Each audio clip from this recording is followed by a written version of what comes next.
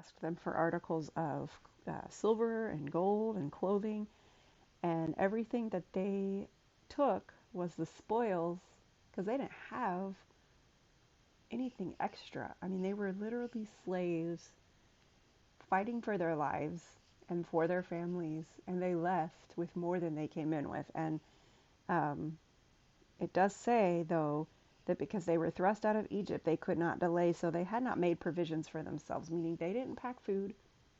They had the bread that was already made, the unleavened bread, and that was it.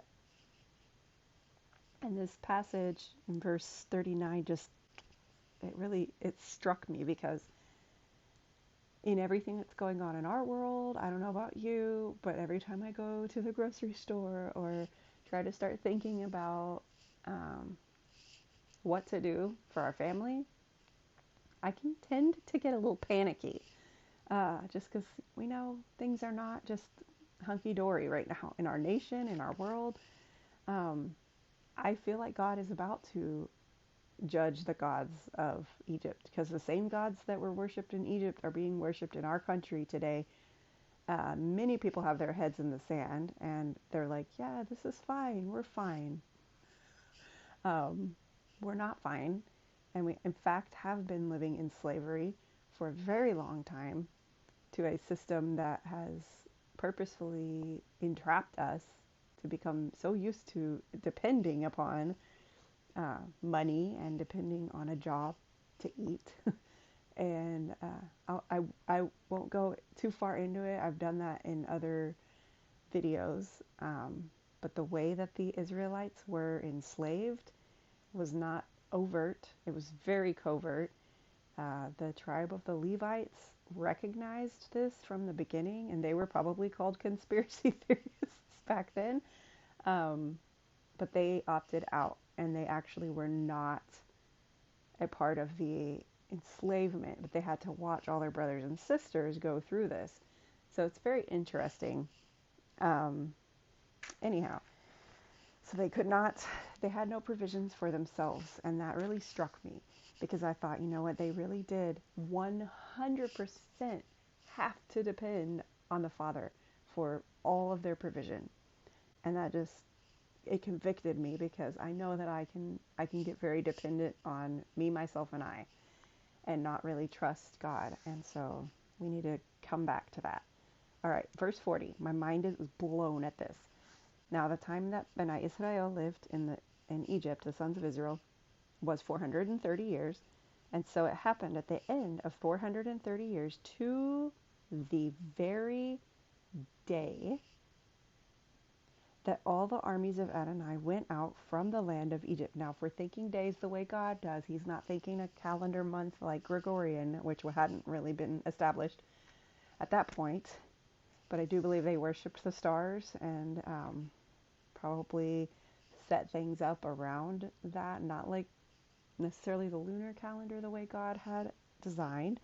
But anyway, um, it was 430 years to the very day that the armies of Adonai went out from the land of Egypt. So when they came in, 430 years was not when they were enslaved. 430 years to the day, it was Passover. It was his appointed time when Joseph was sold by his brothers. And remember, they dipped his clothing, his coat of many colors, into the blood of a lamb. Okay, so he was like the sacrificial lamb. Joseph was a major type of Yeshua. Um, we all know that, but to understand that he was sold and betrayed by his brothers and sold as a scapegoat into the land of Egypt so that eventually he would save the known world on Passover. It's just more proof that God knows exactly what he's doing, and we have to get on his timetable, and we have to get that understanding so that we won't be left in the dark. He's made it really clear for us. So Passover, if y'all don't listen to any other crap that I say, any other video that I do, please, please, please honor this coming Passover and listen to the voice of the Holy Spirit. speaking to you. I don't know what he's going to tell you. I don't know what he's going to tell us because I don't have this clear direction, but I do know what he has already said. So I'm going to be crazy and keep my shoes on and be ready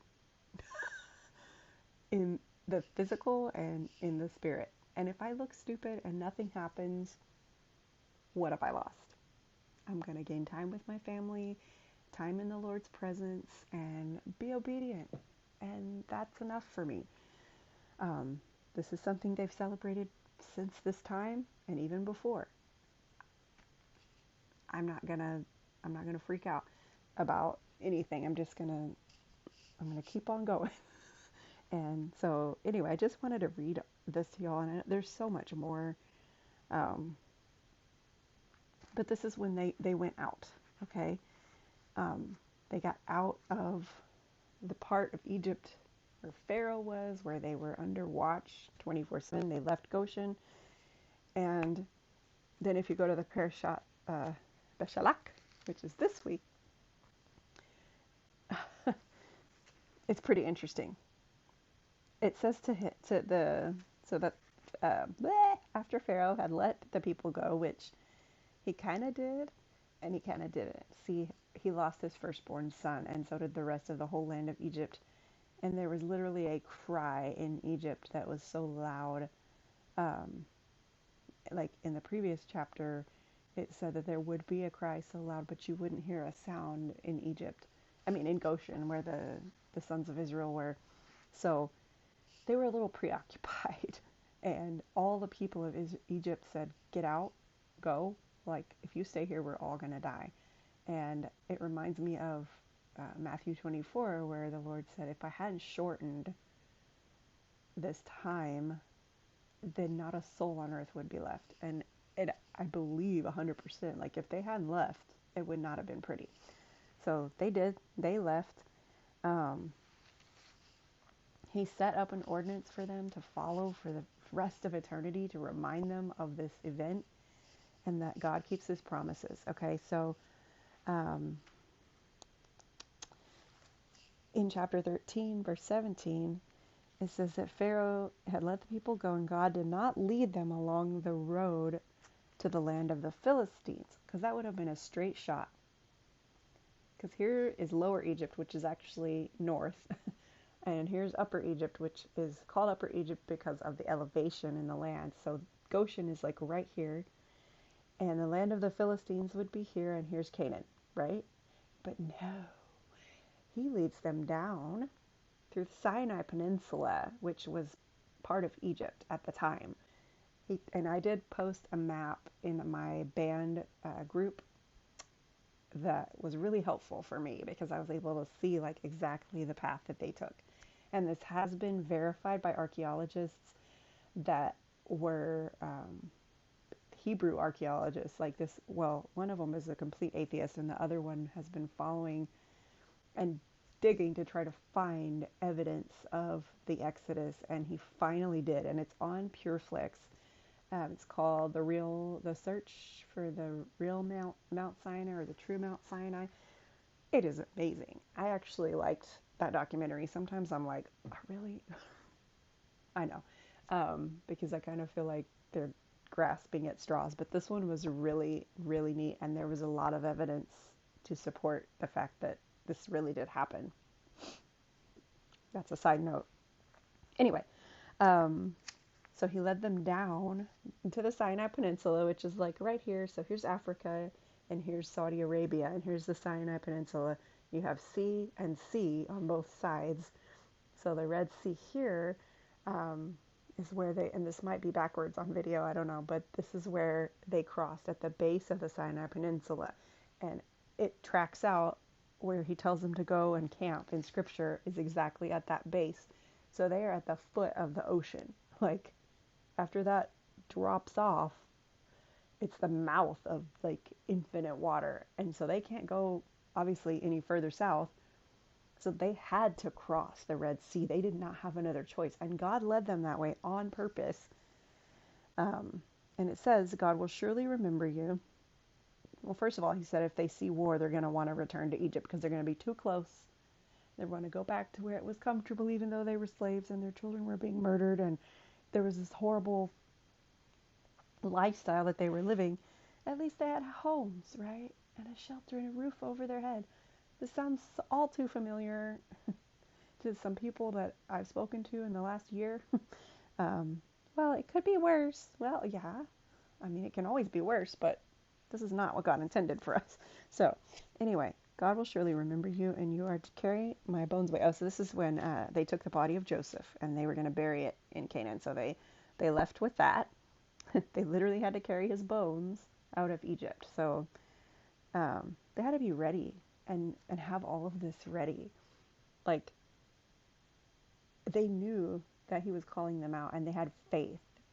Because faith, actually, there were things that were prepared and done that required some serious faith. Okay, so they took his bones, and then Adonai went before them in a pillar of cloud by day to lead the way, and a pillar of fire by night to give them light, so that they could travel both day and night. So they didn't have to stop, except for, when they were tired, but they kept going. The pillar of cloud by day and the pillar of fire by night never departed from the people. Okay, so you have this showdown that begins because he said, I'm going to lead you down through the wilderness. And so he says, Pharaoh will say concerning the sons of Israel, they're just wandering aimlessly in the land. The wilderness has shut them in, and it will harden Pharaoh's heart, so he will follow after them, and I will be glorified over Pharaoh along with his army, and the Egyptians will know that I am Adonai. Okay, so they did exactly what he said. They encamped between Migdol and the sea. So Migdol's on the other side of the Red Sea. And then they were right there. So anyway.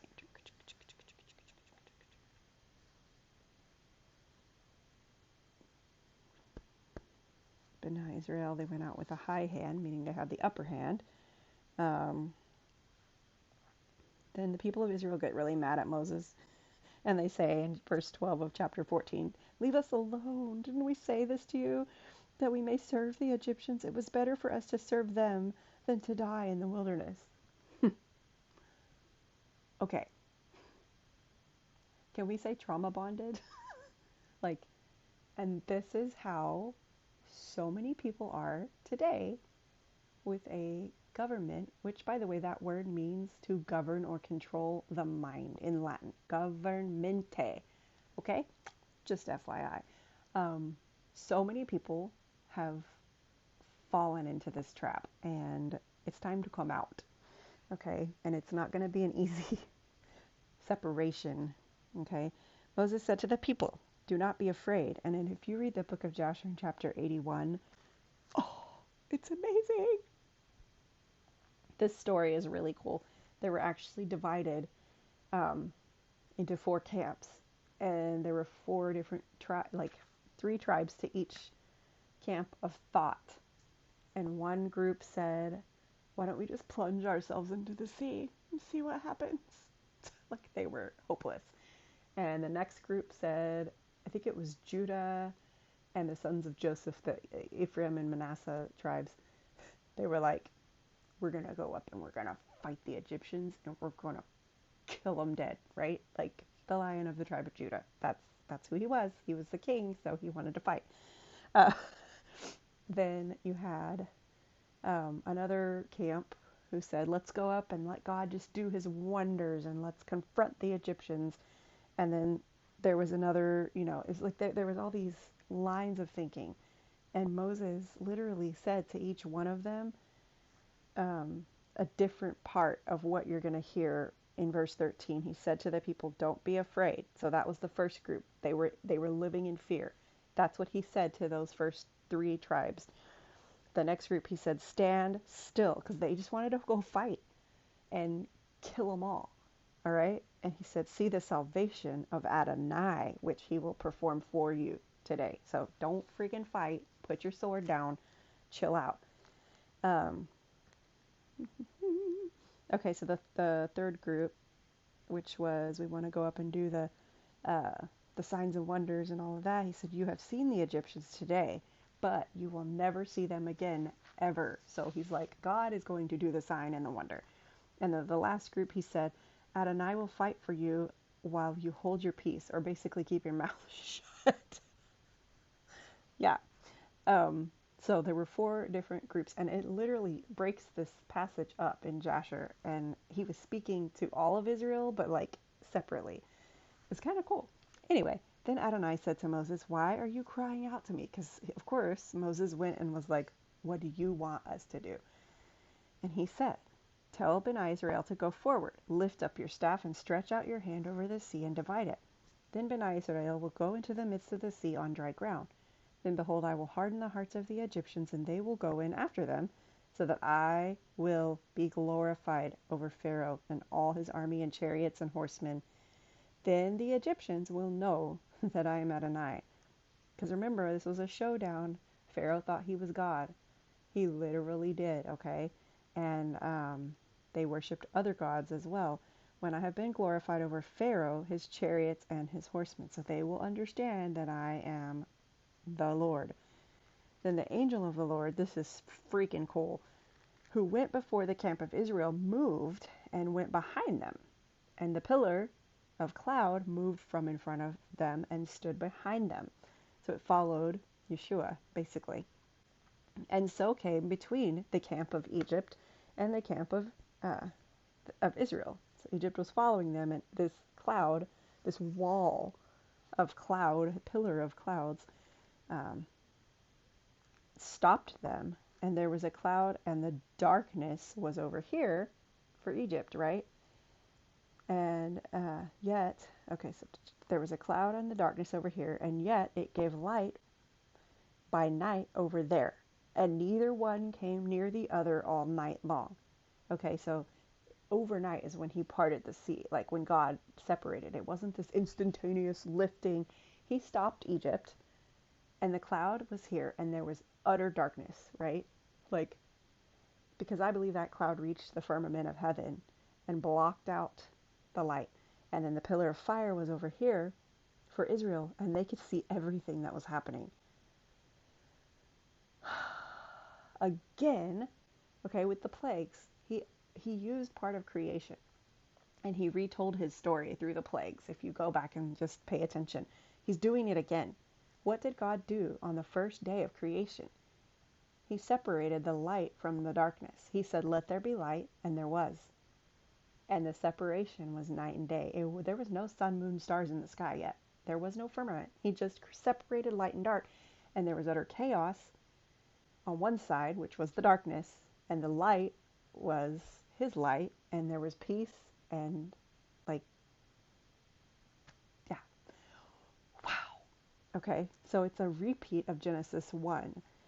And then, get this, he's not done.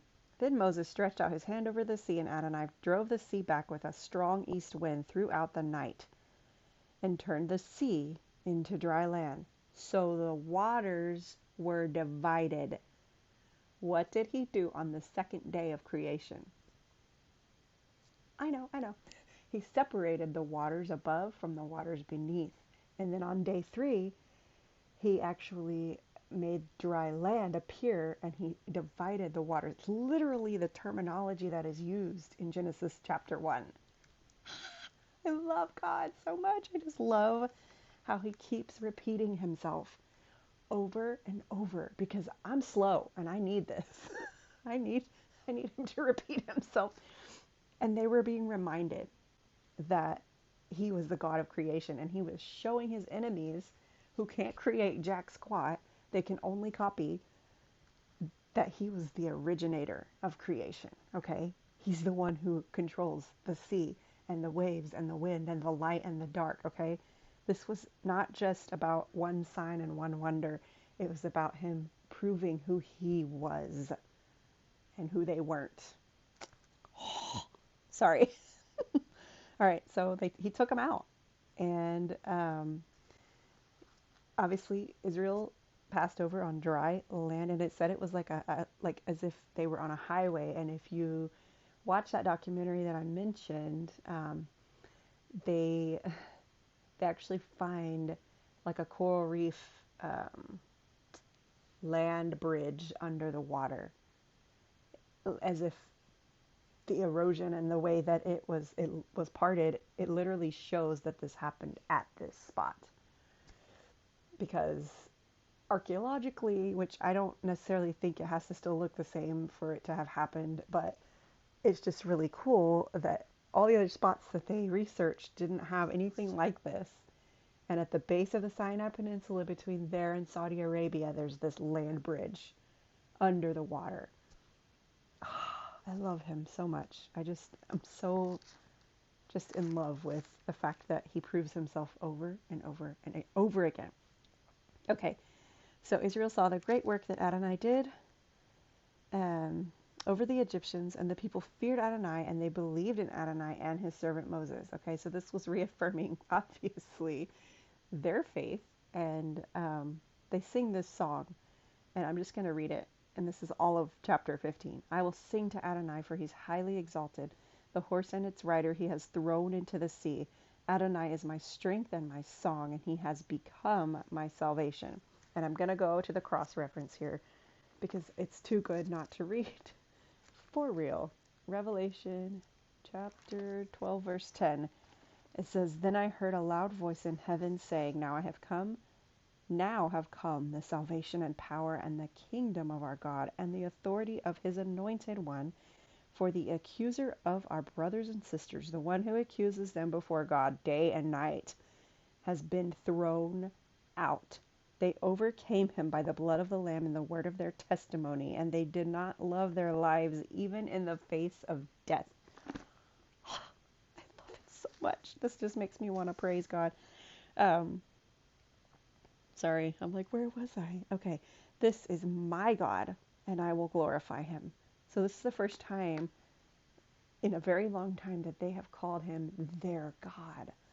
Because then they say, my father's God, and I will exalt him. He had always been the God of their fathers, but he just straight up became their God. Adonai is a warrior. Adonai is his name. Now remember, the Tree of Life version, it's a Messianic Hebrew translation. They don't write the name of Yahweh. I pronounce it Yahweh. Some people pronounce it Jehovah. Some people pronounce it Yahuwah. We don't know the vowels. We don't know the consonants even, because Hebrew is different. They wouldn't even write his name because it was so holy. This was the first time he had shown himself and revealed himself by his name, remember? So Pharaoh's chariots, so they replace it with Adonai in this translation. So when I read that, understand they're calling him by his name like you would a friend.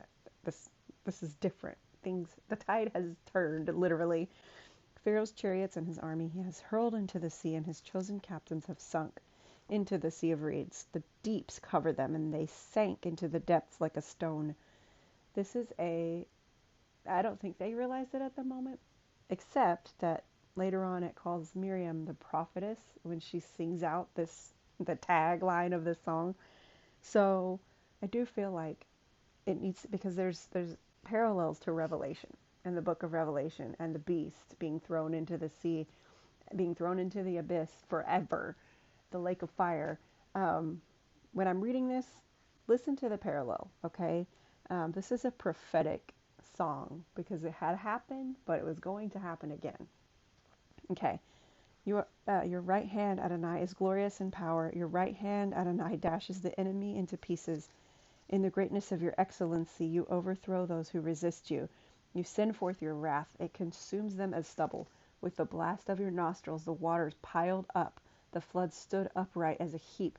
The deeps became firm ground in the heart of the sea. That's so cool. That's the other thing.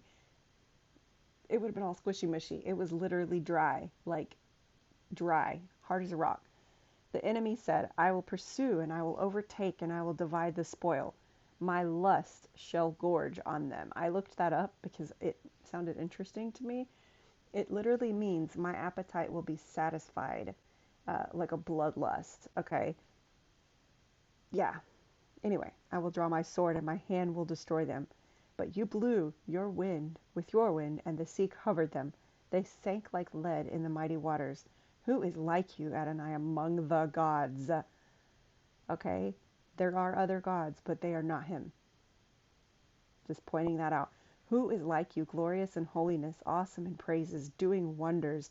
You stretched out your right hand, and the earth swallowed them. You, in your loving kindness, led the people you have redeemed. You guided them in your strength to your holy habitation. When the peoples hear, they will tremble. Anguish will seize the inhabitants of Philistia, which was where he didn't lead them. But there's a reason, obviously. Then the chiefs of Edom are terrified, which was the men and the sons of Esau, right? Trembling grips Moab's mighty men. That word means giants. All of Canaan's inhabitants will melt away. Terror, so they were prophesying here, because this hadn't happened yet. Terror and dread will fall on them. By the greatness of your arm, they become as stone. Hadn't that already happened back with Sodom and Gomorrah on Passover? Yeah. Terror and dread will fall on them. By the greatness of your arm, they will become as stone, till your people cross over, Adonai, till the people whom you purchased cross over. Because remember the language that he used when he was telling them, I will be your God, you will be my people. That was a marriage covenant. Okay? That till the people who you purchased cross over. You bring them in and plant them in the mountain of your inheritance. This is prophetic, not just for Israel present day at that time. This is prophetic for us. Where is the New Jerusalem going to be? Mount Zion, okay? In the mountain of your inheritance. In order to receive an inheritance from somebody, they have to be dead. Just saying, okay? And of course he raises again, but he sheds his own blood.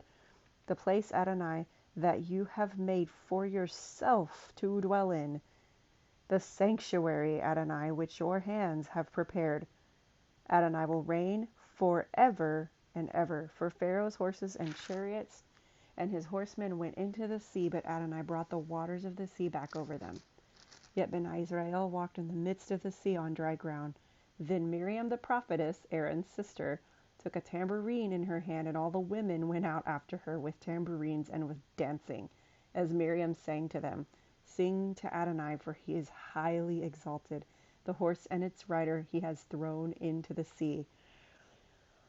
Oh, I got through that without crying. Okay. So he continues, he takes them through, and you can look at the map that I shared. Takes them through the wilderness of Shur, and they stay in the area of Sinai, where Mount Sinai is on the other side of the Sinai